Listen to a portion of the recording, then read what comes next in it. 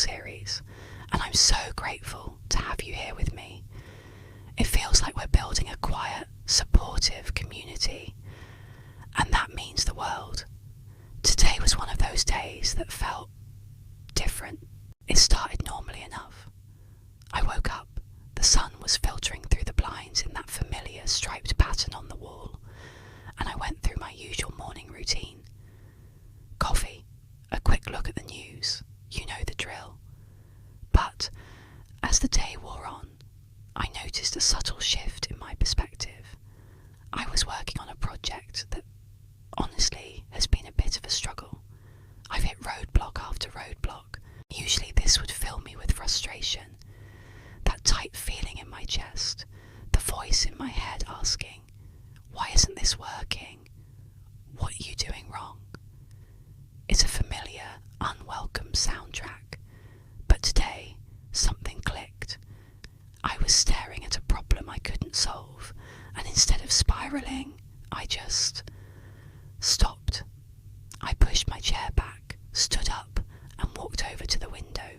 I wasn't running away from the problem. It felt more like I was giving it space, giving myself space. Outside, the world was just carrying on. A woman was walking her dog. A group of kids were laughing on their way home from school. The leaves on the big oak tree across the street were rustling in the breeze. It was all so ordinary, so beautifully, wonderfully normal. And in that moment, the scale of my problem seemed to shrink. It wasn't this insurmountable mountain anymore. It was just a puzzle sitting on my desk. This might sound simple, but it felt like a revelation. I've spent so much of my life believing that the only way to solve a problem is to attack it head on, relentlessly, until it breaks. The idea of hustle culture, that if you're not constantly grinding, you're failing, has been drilled into me, and maybe into you too. We're taught that rest is a weakness, that stepping away is a form of giving up. Today, I realise that's not true. Stepping away isn't quitting, it's refueling. It's zooming out to see the bigger picture.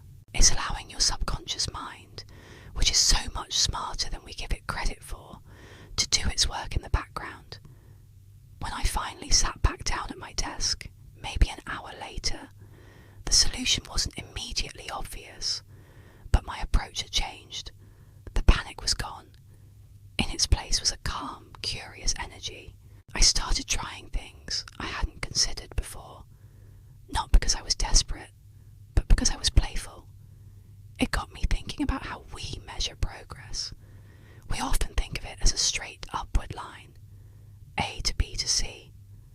But real growth, real progress is so much messier, isn't it? It's a spiral. Sometimes you feel like you're right back where you started, but you're not.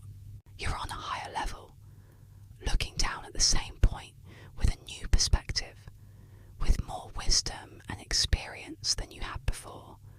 So, on day 9, my big takeaway is the power of the pause, the grace in stepping back. It's not about avoiding challenges.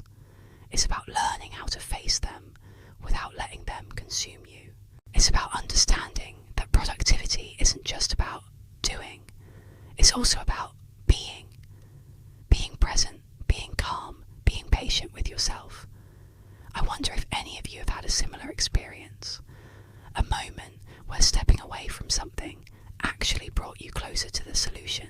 It's such a counterintuitive idea in our fast-paced world, but I'm starting to believe it's one of the most important lessons we can learn. This evening I'm not going to push myself to finish that project. Instead, I'm going to read a book. I'm going to listen to some music. I'm going to honour the pause, because I know that when I return to the work tomorrow, I'll be bringing a better version of myself to it. A calmer, clearer, more creative version. And that, I think, is the true definition of progress. Thank you so much for listening to my thoughts today.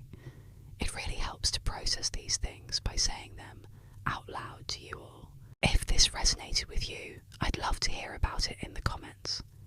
Your stories and insights are always so valuable. If you're enjoying this journey with me, please consider subscribing and hitting that notification bell so you don't miss day 10.